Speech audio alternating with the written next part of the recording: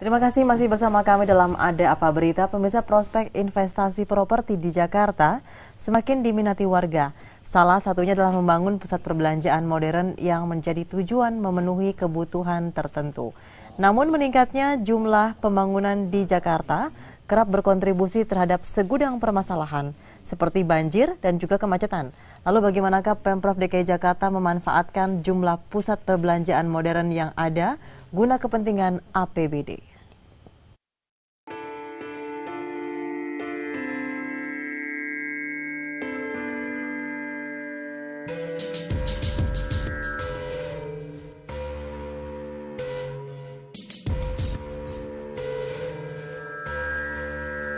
Jakarta yang merupakan pusat ibu kota negara telah menjadi tujuan utama para investor yang ingin mencari keuntungan berlimpah.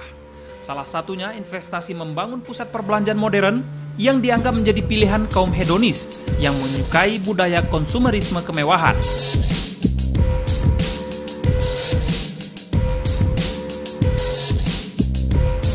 Dalam kuliah umum di salah satu perguruan tinggi di kawasan Lebak Bulus, Jakarta Selatan, Senin sore Gubernur DKI Jakarta Joko Widodo menyebutkan jumlah pusat perbelanjaan modern atau mal di Jakarta terdapat 173 mal. Angka ini merupakan yang terbanyak di dunia.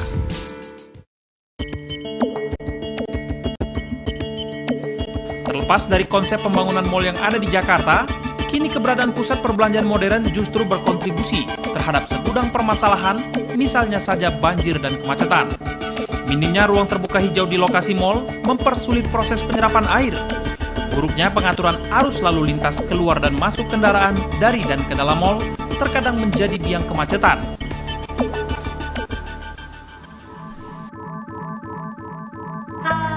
Namun bagaimana pemerintah Provinsi DKI Jakarta memanfaatkan banyaknya jumlah pusat perbelanjaan modern yang ada guna kepentingan APBD? Sebagai kota yang memiliki jumlah mal terbanyak di dunia, Pemprov DKI Jakarta layaknya mendapatkan suplai dana yang cukup selain pajak sebagai bentuk konsekuensi pembangunan mal yang berkontribusi terhadap permasalahan banjir dan kemacetan. Dikutip dari lansiran Wikipedia, setidaknya terdapat 152 mal di Jakarta yang banyak dikunjungi warga. Menurut planolog Universitas Trisakti Yayat Supriyatna, jumlah mal yang ada di Jakarta melebihi batas ideal dan tumbuh di luar kendali. Hal tersebut menyebabkan minimnya daerah resapan air dan kawasan hijau.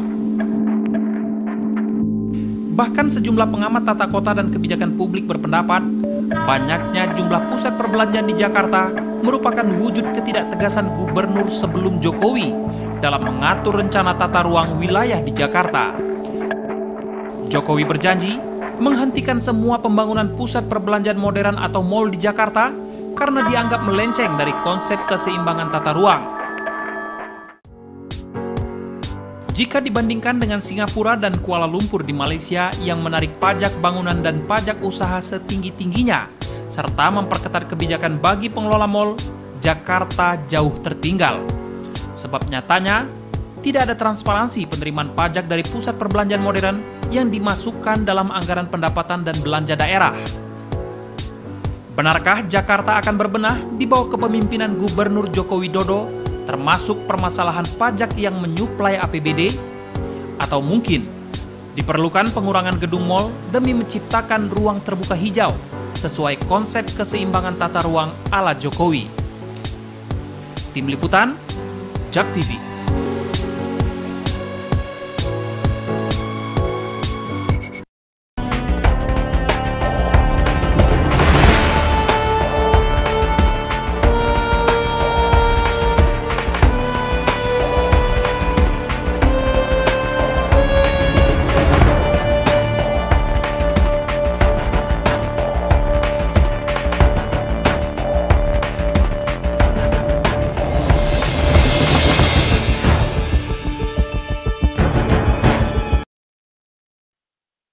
Ya, pemirsa, mal seperti apakah yang Anda cari untuk dikunjungi pada akhir pekan ini? Memang banyak sekali pilihan di Jakarta, bagaimana tidak ada 173 mal yang ada di Jakarta mengepung warga Jakarta. Dan memang saat ini pertumbuhan mal disebutkan paling banyak di dunia dan rencananya Pemprov DKI Jakarta akan membatasi pertumbuhan mal yang begitu pesat paling tidak selama 10 tahun terakhir ini. Kita akan berbincang mengenai pertumbuhan mal di Jakarta bersama dengan pengamat perkotaan dari Universitas Indonesia dengan Bapak Rudi Tambunan. Selamat malam Pak Rudi. Selamat malam. Terima kasih bersama kami. Dan silakan jika nanti Anda ingin berpartisipasi bersama kami di nomor telepon kami di 021 5155 111. Baik, Pak Rudi, sebetulnya bagaimana batas ideal menentukan jumlah mal itu memang ideal dengan jumlah penduduk yang ada di sebuah kota? Ya.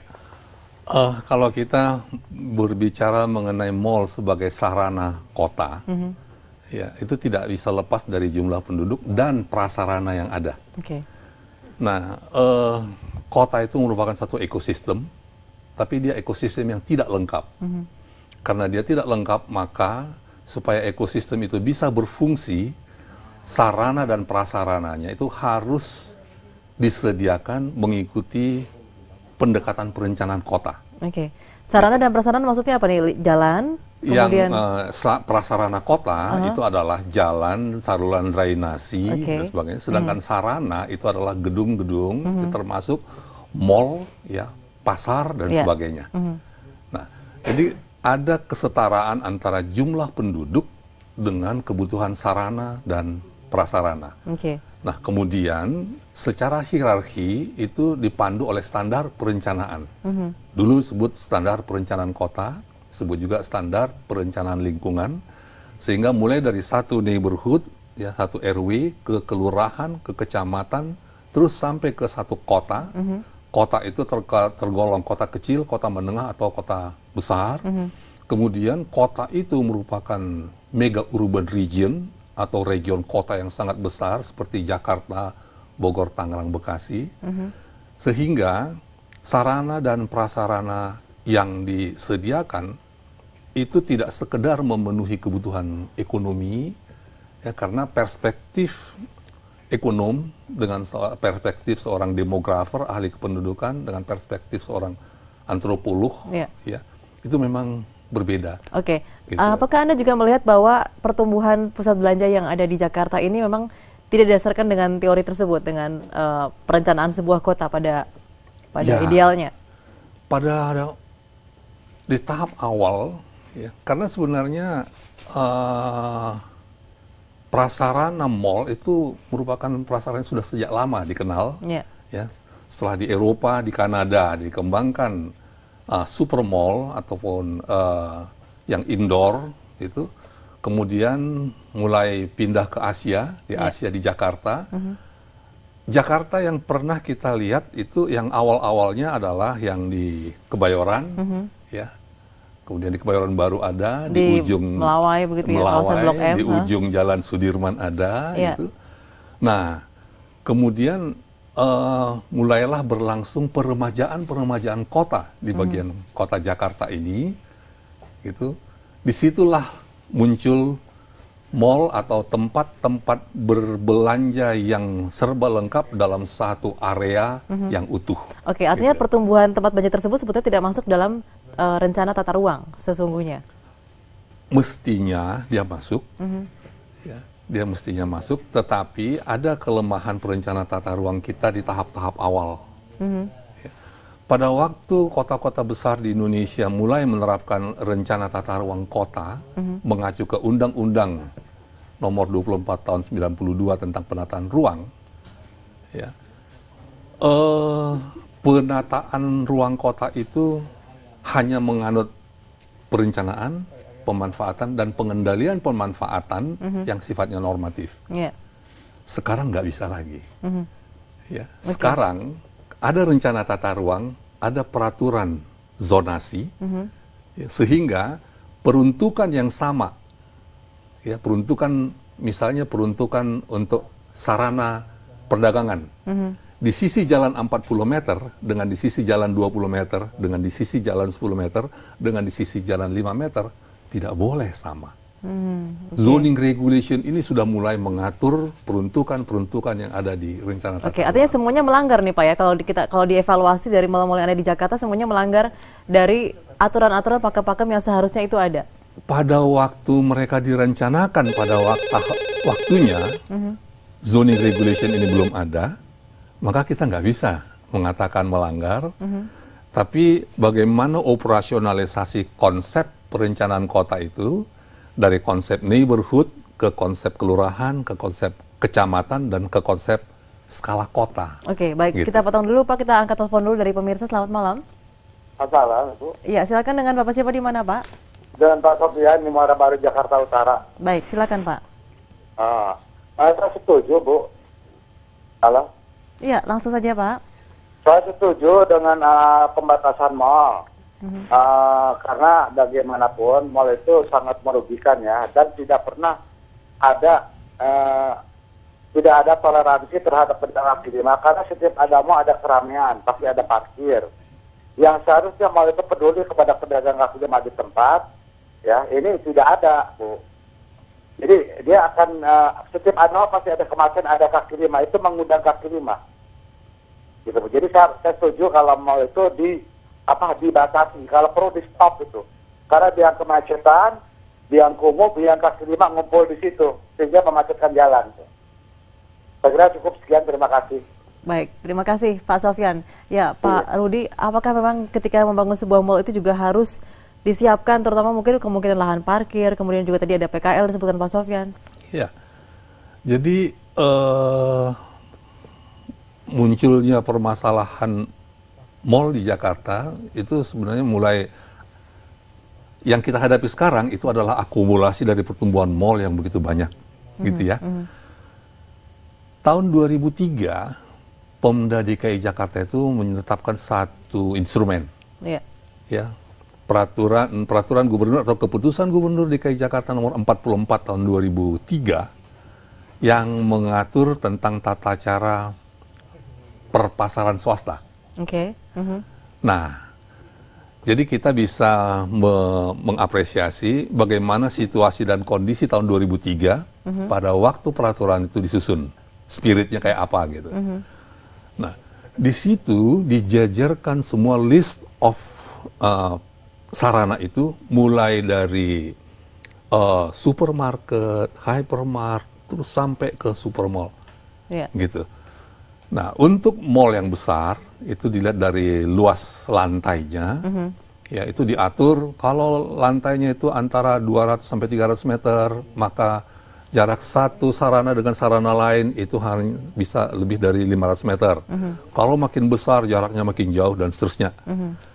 Kemudian di peraturan gubernur itu ditetapkan juga requirement atau syarat-syarat, termasuk menyediakan space sekian persen untuk kaki lima yang di sekitarnya ditampung di dalam. Artinya sudah termasuk sebetulnya di situ ya. Iya. Tapi tampaknya belum semuanya bisa mengakomodir ya kaki lima yang masuk ke dalam mall. Oke, kita masih akan lanjutkan perbincangan ini. Benarkah pengawasan DPRD DKI Jakarta lemah atas terus menjamurnya bangunan mall di Jakarta? Informasi selengkapnya akan kami sampaikan setelah jeda berikut. Ya, pemirsa, Gubernur DKI Jakarta Joko Widodo mengklaim Jakarta merupakan kota dengan mall terbanyak di dunia. Di tahun 2013 ini saja jumlah mall di Jakarta telah mencapai 173 unit. Dan padahal di kota-kota besar lainnya seperti jumlah mall tidak mencapai 100 unit. Sebenarnya bagaimanakah peraturan pembangunan mall di Jakarta? Tahun 2011 jumlah mall di ibu kota mencapai 132 buah. 2 tahun kemudian, jumlah mal mencapai 173 buah. Itu artinya dalam kurun waktu 2 tahun saja, jumlah mal di ibu kota telah bertambah sebanyak 41 buah. Nah, dengan bertambah sedemikian banyak, kemudian timbul sebuah pertanyaan. Sebenarnya seperti apakah peraturan untuk membangun sebuah mal di ibu kota? Nah, kali ini saya akan berbincang-bincang dengan salah seorang anggota DPRD Komisi D di Jakarta, yaitu Bang Hidayat Aryasin. Halo Bang. Iya, halo. Selamat siang Bang. Gimana kabarnya? Alhamdulillah baik. Iya, ini Bang, kita mau... Jadi di dalam aturan kita yang disebut dengan mall itu adalah bangunan tempat berusaha, tetapi dalam kapasitas yang besar dan dikategorikan bangunan tinggi seperti itu. Oke. Nah, sementara kalau pasar masih di dalam istilah juga itu masih bersifat pasar tradisional, itu yang disebut pasar yang pada umumnya dikelola oleh sebagian masyarakat dalam pemukiman atau dikelola oleh PD Pasar Jaya kalau di DKI Jakarta, seperti itu pengertiannya. Oke, berarti kalau antara pasar dengan mall itu sendiri, kalau pasar ini lebih dikerjakan oleh PD Pasar Jaya, kalau mall itu dikerjain oleh swasta Oleh seperti itu swasta. ya? Oke. Iya, Nah, betul. ngomong-ngomong soal mall nih, di ibu kota sendiri kan dalam kurun waktu 2 tahun nih, dari 2011 ke 2013 itu sebanyak 41 buah mall telah berdiri. Sebenarnya memang dalam membangun sebuah mall itu peraturannya itu kayak gimana sih, Bang? Apa yang bisa menyebabkan kok mall ini tumbuh subur di ibu kota seperti itu? Ya, sebetulnya pertumbuhan mall itu sesuai dengan pertumbuhan kebutuhan masyarakat sebetulnya. Jadi di dalam perda tentang tata ruang ya yang beberapa tahun yang kita sudah tetapkan, yaitu perda tentang tata ruang wilayah DKI Jakarta sampai tahun 2030, memang itu dibagi beberapa tempat ya. Ya, bahwa di mana daerah yang boleh didirikan mall, di mana daerah yang tidak boleh didirikan mall.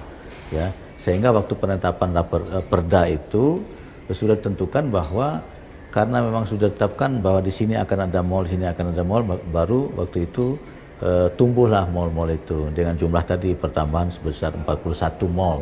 Nah, setelah ini memang tinggal beberapa mall lagi yang akan didirikan. Ya, tapi tinggal mereka sedang menunggu perizinan. Nah, itu kan memang kalau perizinannya nih, Bang, teknisnya itu kalau ingin membangun sebuah mall, itu seperti apa sih, Bang? Bisa dijelaskan? Untuk membangun sebuah mall tentunya pihak swasta sudah membuat suatu kajian. Ya, kajian di mana bahwa daerah itu memungkinkan memungkinkan secara pemasarannya atau tempatnya itu strategis bagi masyarakat, ya kan. Kita tahu sekarang sebelum tahun 2011 banyak mall yang berdiri, tapi itu sebetulnya tidak sesuai dengan kajian kebutuhan masyarakat, sehingga beberapa mall diantaranya banyak yang mati, ya kan. Banyak yang pada akhirnya tidak berfungsi sebagai mall. Ya, kita ambil contoh misalnya di Roxy Square, misalnya di Jakarta Barat itu, pada akhirnya ya tidak berkembang sedemikian rupa, ya. Begitu juga dengan Tamrin City misalnya, ya, yang perkembangannya sangat lambat, ya, berbeda dengan mall Hyatt misalnya yang di Sogo itu, yang kita kenal Sogo itu kan berbeda itu, ya kan, mereka bisa bertahan sedemikian lama karena memang tempatnya strategis dan cocok dengan segmen yang mereka inginkan gitu. Oke, itu kan kalau kajian dari komersilnya, tapi bagaimana kalau dengan kajian dari dampak lingkungannya? Apakah ada juga syarat-syarat seperti itu? Ada, tentu diperlukan AMDAL, diperlukan syarat-syarat tertentu. Ya, bagaimana mereka membuat sumur resapan, ya semuanya ada. Mereka membuat sumur artesis misalnya untuk menggali air, itu semua ada aturannya. Semua. Tentu yang sudah dibangun itu sudah sesuai dengan aturan. Oke, nah bagaimana juga dengan peraturan mengenai kajian dari arus lalu lintas itu sendiri? Kita tahu bahwa mall ini disebut-sebut sebagai salah satu biang kemacetan di ibu kota seperti itu. Iya, memang betul. Itu memang itulah yang membuat lama. Yang membuat lamanya proses untuk menerbitkan izin mendirikan bangunan mall atau high rise building lainnya, itu kajian lalu lintasnya itu. Jadi semua mall yang sudah terbangun itu ya sudah dianggap sudah selesai, sudah memenuhi syarat semuanya. Oke, dan penentu kebijakan dari sebuah mall itu boleh dibangun atau tidak itu ada di tangan siapa, Bang? Oh, di tangan Dinas Tata Ruang kalau di DKI Jakarta. Dinas Tata Ruang itulah, nah, dia yang menghimpunkan semua persyaratan mulai dari BPLHD, ya, Badan Pengelola Lingkungan Hidup DKI Jakarta. Di situ tentang AMDAL, di situ mereka yang terbitkan. Terus kajian lalu lintasnya dari LLAJR, terus kajian tentang segala macam dari Dinas Pekerjaan Umum, ya, dan lain-lain banyak yang terlibat dalamnya. Termasuk pada akhirnya itu akan dilimpahkan kepada Dinas P2B untuk menerbitkan izin bangunannya. Oke, oke, baik. Terima kasih banyak. Terima kasih, Abang, atas perbincangannya. Terima kasih banyak. Dan pemirsa, demikianlah perbincangan saya dengan anggota Komisi D DPRD fraksi Partai Amanat Bangsa, Bang Hidayat Air Yasin. Saya Bayutan dan Puncak Komara, JAK TV. Ya, sebelum kami lanjutkan perbincangan mengenai jumlah mall yang ada di Jakarta bersama dengan pengamat perkotaan Bapak Rudi Tambunan, kita harus break dulu. Kita masih akan memiliki banyak informasi lain dan juga perbincangan mengenai mengapa. Apakah memang saat ini pertumbuhan mall tidak melalui dengan analisis dampak lingkungan yang sudah sesungguhnya karena jumlahnya sangat begitu banyak. Kami akan kembali bersama Anda setelah pariwara berikut.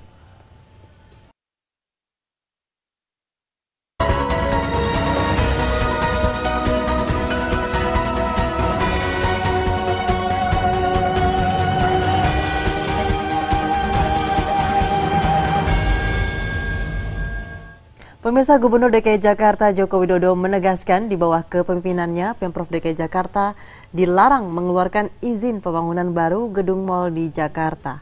Bahkan rencananya Jokowi akan merevitalisasi sejumlah bangunan mal menjadi ruang terbuka hijau demi keseimbangan tata ruang Jakarta. Mal di Jakarta kan sudah terlalu banyak loh. Jangan sampai nanti malah saling kanibal. Sudah kebanyakan. Kanibal tuh? Ya, saling membunuh. Tapi kan bukannya masyarakat Jakarta suka pergi ke mall, konsumtif, hedon? Ya karena adanya hanya mall. Kalau nanti ruang-ruang publik jadi, yang waduk fluid jadi sebagai ruang publik, sebagai ruang rekreasi masyarakat, waduk Riario jadi sebagai ruang publik masyarakat, ruang rekreasi masyarakat, ruang budayanya masyarakat.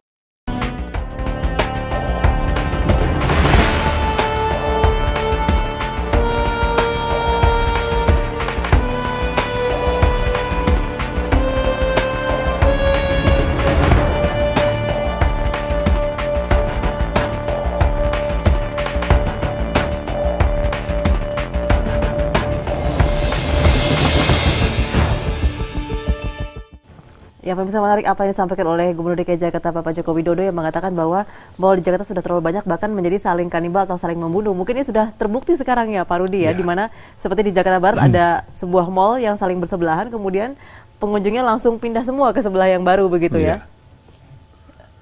Ya memang ini artinya memang tidak ada perencanaan yang tampaknya matang sehingga tampaknya begitu mudah Pemprov DKI Jakarta pada masa yang lalu mengeluarkan izin-izin baru bagi mal untuk dibangun.